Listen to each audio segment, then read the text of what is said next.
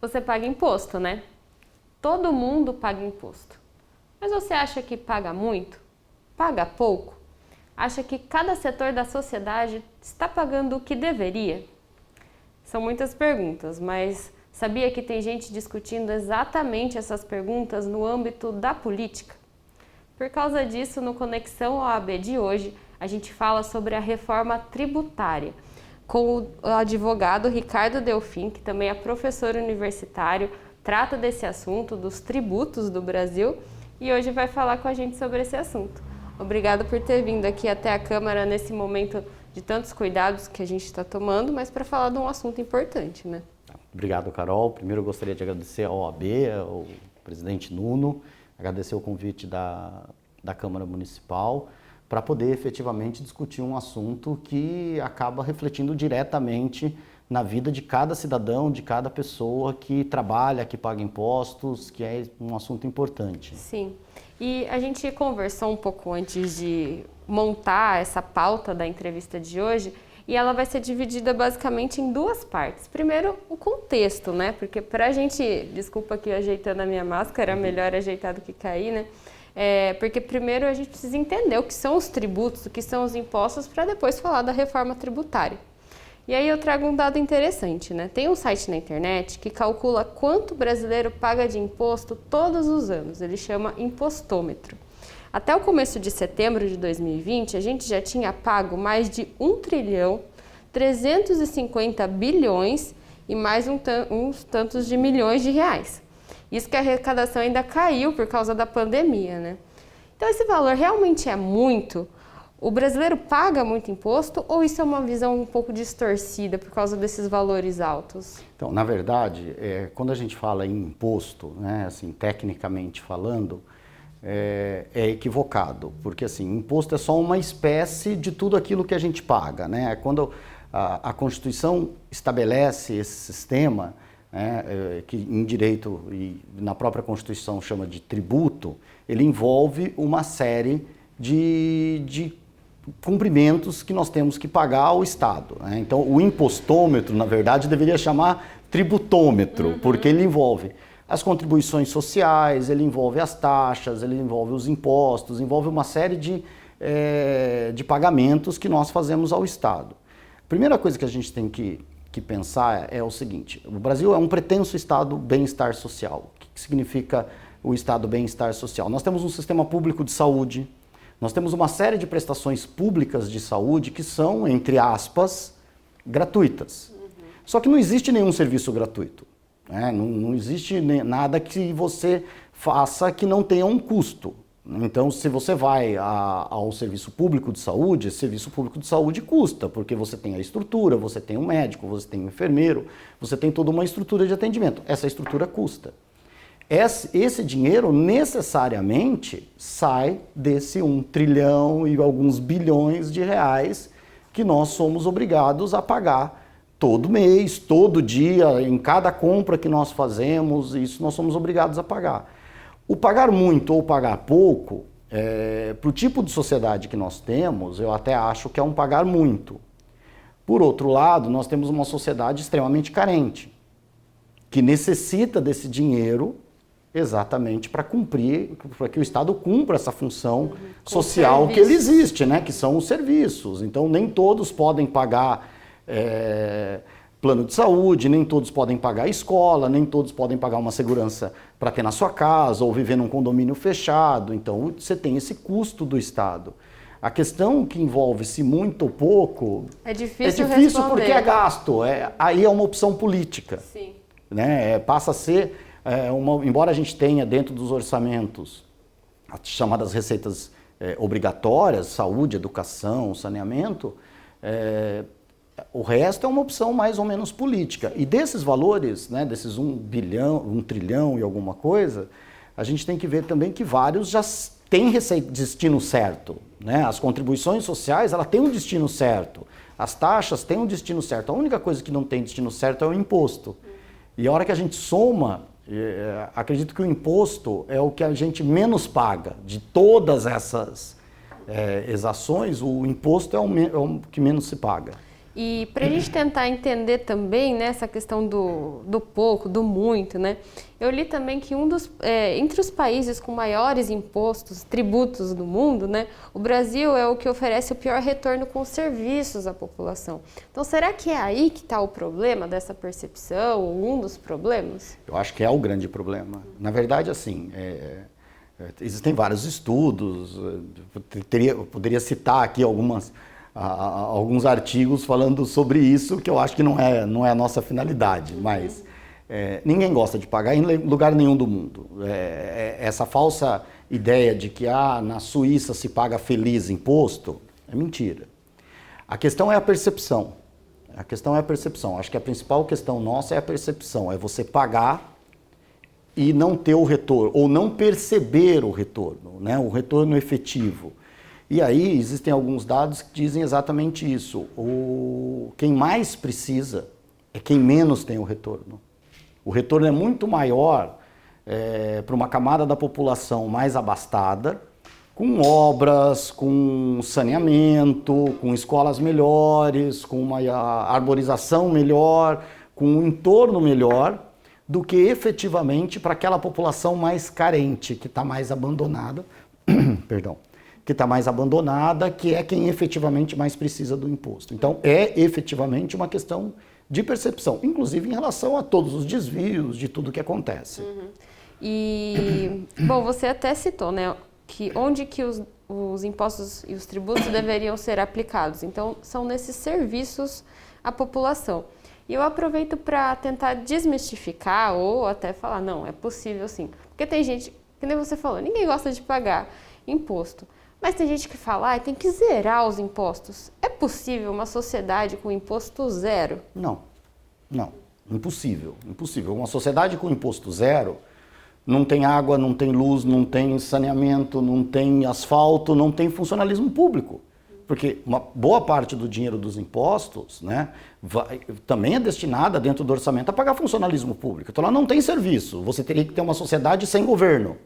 Cada um que cuide do seu, que se autogovernasse, uma utopia em que todos nós nos reuniríamos, decidiríamos o que fazer, o que melhorar na cidade, cada um contribui dentro das suas possibilidades e nós vamos contribuir. E a gente sabe que isso é impossível de acontecer. Então, assim, não existe uma sociedade que você diga o seguinte, não tem impostos. Lógico, se a gente for fazer uma comparação, em alguns países do mundo, no Oriente, não se paga. Lógico, você tem um dono. Você tem um monte de dinheiro de petróleo, você tem um monte de situação. Aí é uma situação diferente, mas você tem ali também um contraste social extremamente grande. Enquanto você tem um rei, um sheik, alguém que tem rios de dinheiro, ele sustenta uma população do jeito que ele acha que tem. É um pai de família, na verdade, dentro de um país. Então, não existe essa possibilidade. Você desestrutura o Estado. A questão é o quanto e o destino. Essa é uma questão... E é isso que a reforma vai tentar mais ou menos falar. Mais ou menos falar, né? A reforma é um pouco mais complexa. No Brasil. Por quê? Eu brinco com meus alunos dizendo isso. Desde que eu me conheço por gente, desde que eu entrei na faculdade de Direito, eu ouço falar em reforma tributária. Até hoje nunca vi uma reforma tributária. Sim, é uma reforma, não é você criar um tributo, mudar aqui, alterar ali. Uma reforma profunda. Qual é o problema da nossa reforma tributária? A gente tem um país que é uma federação. Então, assim, o município de Botucatu, nós estamos na Câmara dos Vereadores, né? Eu falo isso para os meus alunos também. Eu falo assim, não existe diferença entre a Câmara dos Vereadores de Botucatu e a Câmara dos Deputados em Brasília. Não existe. Existe uma diferença de atuação, de relevância e de competência. Competência no sentido do que eu posso fazer, do que eu não posso. A Câmara de Vereadores de Botucatu, ela está restrita ao município de Botucatu. Mas aqui dentro do município de Botucatu, ela é o poder legislativo. Então, ela não sofre influência, ela não sofre nenhum tipo de ingerência em relação à Câmara Federal. Lá ela tem outra competência, uma outra situação. O problema da reforma tributária é que a hora que o Congresso Nacional resolve mexer, ela vai mexer exatamente no imposto que está aqui de Botucatu, que é, por exemplo, o ISS, que é uma das coisas que se pretende agora modificar. A reforma foi fatiada, a reforma não foi mandada de uma vez só, eles dividiram a reforma em 2 momentos, a equipe econômica, e um dos tributos que vai mexer é o ISS, que pertence ao município. E aí nós temos 6 mil prefeitos não querendo que mexa no ISS. Por quê? Porque esse imposto vai sair da mão da prefeitura, ele vai ser incluído num imposto único, que vai ser o IBS, a ideia que é o IVA que tem nos Estados Unidos, que tem na Europa, né, o IVA, o IVV, que é o Imposto sobre Bens e Serviços, né, então vai pegar o IPI, o ICMS, o ISS, você vai jogar para uma competência federal e o governo federal vai distribuir esse dinheiro, de acordo com parâmetros que estão dentro da reforma. Então, você vai ter períodos de transição de 10, 25, 50 anos, é um período longo de transição, se a reforma passar, mas você vai tirar uma arma que é extremamente importante dentro do município, que é o dinheiro. Então, o município passa a trabalhar com isso. E não só o município, nós vamos ter isso com os 27 governadores, que vão perder essa disponibilidade efetiva de legislar sobre isso, porque a legislação passa a ser federal. Então, eles perdem a capacidade de legislar. E a gente entrou agora nesse tema da reforma, propriamente dito, e você citou, tem imposto que é tributo do município, do estado. Quando a gente fala assim, parece uma salada bem difícil de entender, porque é tudo misturado, né? Então, como que você resumiria as características do sistema tributário brasileiro como um todo? Os pontos positivos, os pontos fracos, até se pudesse citar os principais tributos que a gente ouve falar, ou os que estão em discussão. Assim, acho que a melhor característica do sistema tributário brasileiro é ele ser um sistema com críticas, alguns a mais, outros menos, mas ele ser um sistema discriminado. Ele está na Constituição certinho, o que pertence a cada entidade. Então, o que pertence à União, o que ela pode fazer, o que pertence ao Estado, o que ele pode fazer, o que pertence ao município, o que ele bem definido. Isso aí é muito definido, tanto que a gente raramente, a gente vê jornal e às vezes vê, os Estados Unidos, o presidente fez isso, o governador foi questionar porque a competência não é do governo federal, é do governo estadual. A gente tem muito pouco isso no Brasil. Por quê? Porque o imposto X pertence ao ente tal, o imposto Y pertence ao ente tal, então assim, só o imposto sobre serviços. O ISS pertence ao município, tem lá uma lista de serviços que é o município que pode trabalhar. O ICMS pertence ao Estado, aí o S, que é o serviço, ele é bem definido, é transporte intermunicipal, interestadual e comunicação, ou seja, o município não tem essa competência pertence ao Estado. E o imposto sobre produção, basicamente, renda, é a União Federal. É a União. Então assim, ele é bem definido. Uhum.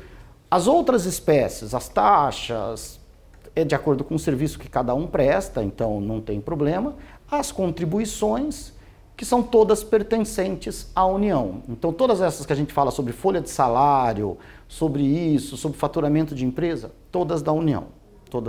Né? Só Estado e município têm as contribuições do salário dos seus funcionários para sistema de previdência próprio. Fora isso, se não tiver sistema de previdência próprio, recolhe para o INSS e não tem problema. E olhando assim, só antes de falar os pontos fracos, olhando assim, praticamente tudo é possível de ser taxado, né? Não tem nada, que ainda não taxam a nossa o ar, né? A máscara taxa, não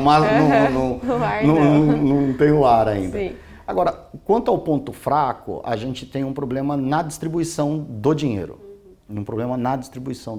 Então, assim, a gente consegue perceber isso na estrutura, que não é uma coisa que a gente costuma falar da Constituição de 88, né, que é a inauguração do nosso novo Estado Constitucional. Mas isso vem desde a primeira Constituição republicana, lá da Constituição de Rui Barbosa, que trata exatamente disso. A gente tinha um império, né, um Estado unitário, e nós dividimos esse Estado unitário. Então, diferente dos Estados Unidos, que não era um Estado unitário, a gente já era um Estado unitário e dividiu dentro do modelo americano. A gente tem uma concentração de renda muito grande na União. e muito pouca, menor nos estados e menor ainda nos municípios. Então, E a reforma iria... Não dá para falar de que modo a reforma vai impactar no sentido de simplificar a legislação, não financeiramente. Financeiramente eu não vejo grandes repasses ou uma mudança dessa estrutura de repasse financeiro, de distribuição. A reforma não mexeria na distribuição, mexeria na simplificação. Na simplificação. Então, assim, a maior parte do IPI que vai para o IBS vai continuar com a União. Tem os repasses? Tem, que são os repasses obrigatórios. A Câmara Municipal de Botucatu recebe repasse obrigatório, o município recebe, participação no ICMS. Então, só isso demonstra que, assim, o sistema está mal distribuído. Porque se o município de Botucatu não consegue se autossustentar, e é um município grande, já é problemático. Por quê? Ele precisa de uma parte do IPVA, ele precisa de uma parte... Está na Constituição? Tá. É um sistema de distribuição? É um sistema de distribuição. Mas se mostra que o município não consegue se sustentar só com o que ele produz. Por isso que ele sempre precisa de recursos... Que são discriminados na Constituição. Agora, muitas vezes esses recursos são aqueles que efetivamente você tem que implorar, né? Implorar para o governo te passar, fazer convênio, criar isso. Então, numa quantidade de municípios que a gente tem, isso acaba prejudicando. E na divisão de estados que a gente tem, com estados... O ICM é muito importante no estado de São Paulo. É importante em outros estados da federação, mas não chega a ser tão relevante quanto o repasse. Se você pega os estados do Norte, do Nordeste, o ICMS deles não chega a ser nem próximo do que é de São Paulo, do Paraná, do Rio de Janeiro. Então, eles necessitam muito da ajuda federal, do repasse federal que está na Constituição. Está na Constituição? Está. Mas esse eu acho que é o ponto mais fraco do nosso sistema. Ele precisaria ser melhor distribuído financeiramente. Só que, de novo, a gente entra numa discussão de competência e poder. Né? Você vai enfraquecer o poder central. Sim. E aí já dá para juntar algumas coisas interessantes para a gente tentar entender a reforma tributária de agora, né? Você falou que um ponto fraco é a distribuição e a reforma não mexe com ele. Você falou também que ela pode não contentar os prefeitos, os governadores e a reforma foi apresentada pelo Executivo Federal, né? E também que é uma demanda antiga, vira e mexe se fala dela. Então, por que agora? O que está acontecendo nesse momento que a reforma tributária voltou à pauta? Na verdade, a reforma tributária nunca saiu da pauta. O que a gente não consegue na reforma tributária é consenso. A gente nunca consegue o consenso necessário para implementar uma reforma tributária. Se a gente pegar a eleição, as últimas eleições, né, acho que desde a época do presidente Fernando Henrique, todos eles tinham, desde a época do Fernando Collor, na verdade, todos eles tiveram como uma das suas plataformas tentar melhorar o sistema tributário, tentar melhorar o sistema de distribuição, tentar melhorar isso. E ninguém implementou porque você mexe com muitos interesses políticos e econômicos. Ela volta porque a gente tem uma mudança hoje muito intensa no modelo de governo, né? A gente sai de um governo, vamos colocar, de esquerda e entra num governo liberal. Então a gente sai de um governo socializante, né, no sentido social da palavra, do bem-estar social mesmo, e entra num governo liberal. E para um governo liberal poder funcionar nos moldes que a equipe econômica quer, ela precisa efetivamente de uma reforma. Ela precisa efetivamente de uma reforma. Reduzir custo de produção, aumentar consumo, que cada um cuide da sua vida, basicamente isso, né? O Estado deixa de ser esse grande provedor para que o Estado cumpra algumas funções básicas que ele precisa. Esse é o modelo econômico que a gente tem hoje.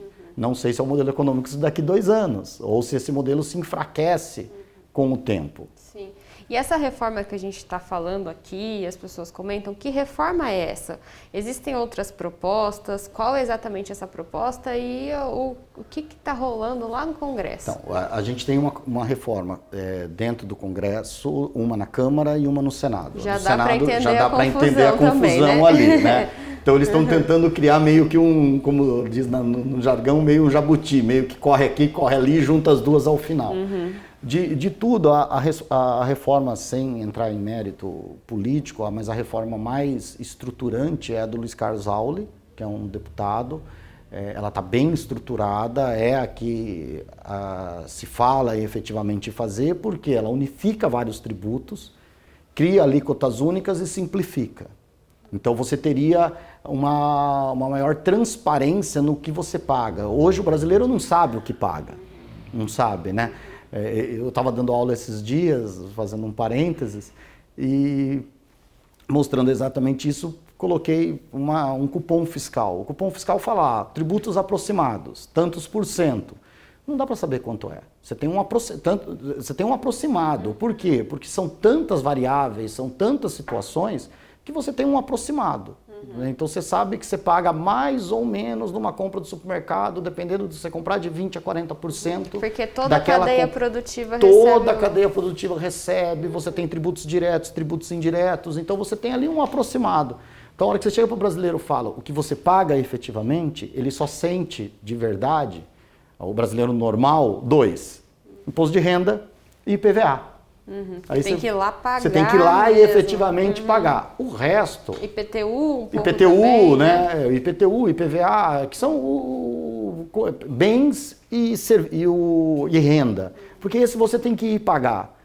O resto está no preço, está descontado. Que são os impostos sobre o consumo. Sobre o consumo. Conta de água, luz. Você pegar a conta de luz, tem uma série de ICM, PIS, COFINS, que a gente nem olha, a gente só olha o resultado final da conta do mês, né? Então, a gente não tem essa percepção. E aí eu acho que essa falta de percepção acaba prejudicando na cobrança dos serviços públicos. Isso acaba nos prejudicando nesse sentido. Então você citou essa proposta, que é do senador, né? Do deputado, e tem algumas outras. Sim, tem várias. E tem a que foi mandada agora o mês passado pela equipe econômica, né? Mas ela mexe só no PIS/COFINS. Então ela vai transformar o PIS/COFINS, que é bem variável, a alíquota vai de 0,60% até 7%, salvo engano, depende do sistema de tributação da empresa.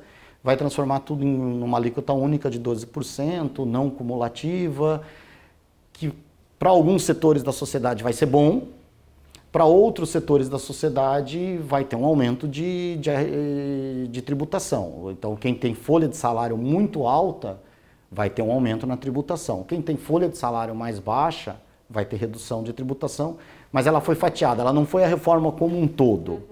Então, e a gente consegue chamar isso de reforma ou são aquelas modificações pontuais? São modificações pontuais. Eu vou simplificar esse fato, que efetivamente, se fosse coordenada, você conseguiria fazer uma reforma com o tempo. Né? Então eu vou mexer aqui, vou trabalhar aqui, então você vai discutindo pontualmente. Às vezes é mais fácil você discutir politicamente, pontualmente, do que uma gama muito grande. Então, antes da gente entrar em alguns tópicos para encerrar, que são os que geraram mais polêmica nesses últimos tempos, quando a gente fala de reforma tributária, vamos só recapitular tudo que a gente falou. Então, a reforma tributária ou as reformas pontuais que estão sendo faladas são basicamente para simplificar o sistema. Exatamente, exatamente. A gente vai tirar vários impostos, vamos falar só dos impostos, só o IBS, teoricamente, vai desaparecer com 3 impostos, o IPI, o ICMS e o ISS. Todos esses viram um só, porque todos esses incidem exatamente sobre a relação de consumo, compra e venda, produção, então só ali a gente vai tirar 3 legislações extremamente complexas, longas e transformar numa só. A CBS, que é a Contribuição de Bens e Serviços, ela tira PIS/COFINS, então já desaparece 2 outros tributos e vai para um só. Sim. Então a ideia é simplificar, dar maior transparência e com menos tributos você consegue visualizar melhor. Né? A população também consegue visualizar melhor. E lembrando também que todas essas propostas estão em discussão, então não quer dizer que estão aprovadas. E como a gente já deu para entender, são vários interesses, várias visões, então segue a discussão, né? Segue o baile, né? Então agora falando um pouco de polêmica, né, que o pessoal gosta. CPMF, essa daí que eu queria falar também. O atual ministro é defensor da CPMF. Então né? Qualquer coisa que você fizesse eletronicamente teria um Você teria um tributo. Pagou uma conta online, tem um imposto. Tem um valorzinho. Você tem defensores e tem não defensores sobre isso, né? Assim, acaba sendo, a hora que você pega uma boa parte da população que quase não tem acesso bancário, que quase não faz transação financeira, acaba sendo um tributo bom, porque ela tem, o significante dela é muito baixo. Em compensação, uma outra parte da população que tem uma maior renda, trabalha com muito banco, com transferência, etc., você tem uma maior incidência. Então, assim, ele pode ser, nesse sentido, ele pode ser justo. Mas, em compensação, a hora que você tira 0,60 de uma pessoa que ganha um salário mínimo, que faz 3, 4 transações bancárias, acaba sendo para ela muito mais significativo do que para uma outra camada social. Então, nenhum tributo que a gente pensa em instituir, ele é tão simples, ele vai prejudicar alguém. E normalmente prejudica a camada mais pobre da população, que é quem mais sente financeiramente a incidência. Que é aquela questão que proporcionalmente no Brasil o pobre paga mais muito imposto. Mais do que rico. Muito mais do que uma camada maior da sociedade. Outro ponto que também gerou bastante discussão foi a volta da taxação dos livros. Isso aí, aí a gente tem que ter uma mudança constitucional. Essa não é simplesmente isso. Os livros têm uma imunidade constitucional. Então, a Constituição diz que livro não pode ter imposto, né? Não os outros tributos, mas o imposto especificamente não pode ter. Então, nós teríamos que mudar a Constituição nesse sentido. Por que está lá isso? Porque livro é cultura. Livro é cultura. Livro é cultura, né? Então, se protegeu a cultura, essa difusão de pensamento dentro da Constituição. Então, a gente primeiro teria que mudar a Constituição nesse sentido, teríamos uma outra discussão, se seria possível, se isso é cláusula pétrea ou não, teríamos uma outra discussão. Agora, eu já me coloco aqui radicalmente contra taxar. O livro já está caro hoje. Se você tributar livro, o preço vai ficar... Você vai tirar a camada da população com acesso a esse tipo de livro. Isso é uma coisa que está em discussão. É uma das coisas que o ministro da Economia falou, que era uma das coisas, mas não está apresentado. Ele falou que seria interessante fazer isso. Mas tem o comércio eletrônico, mas o comércio eletrônico de livro, embora expressivo, ele é expressivo para uma camada da população, porque a outra camada da população precisa ter o leitor. E nesse período de pandemia a gente viu que uma maior parte da população não tem sequer acesso à internet. Então, é um nicho de mercado expressivo, mas é um nicho pequeno. Sim. E por fim, o último, que é o imposto ou a taxação sobre os super ricos. Que isso é uma discussão que está sendo feita até mundialmente, né? Como que está isso? Quem defende, quem não defende? A gente tem isso na Constituição, né? A gente tem o imposto sobre grandes fortunas desde 1988. Que tem ali o legislador constituinte já instituiu o imposto, a previsão do imposto sobre grandes fortunas. O problema é que a gente nunca teve, com todos os modelos de governo que nós tivemos, governos de direita, esquerda, ninguém colocou o dedo na ferida, vamos colocar desse jeito, ninguém fez uma lei efetiva sobre isso. Se discute realmente isso, mas a gente entra em outras questões. Primeiro a gente tem que definir o que é grande fortuna. E a gente já adianta, né? Quando a gente fala em super rico, provavelmente não é ninguém que está assistindo a gente, não. Exatamente. Tá? Às vezes a gente acha uma pessoa que às vezes tem carro, tem casa. Não é essa parcela da população que tem duas, eu tenho a minha casa e consegui construir uma casa de aluguel, ou tenho mais duas casinhas ali. Né? Não é essa parcela da população, seria uma parcela pequena da população, relativamente pequena. Eu vou até falar, não sei como que vai soar isso aí.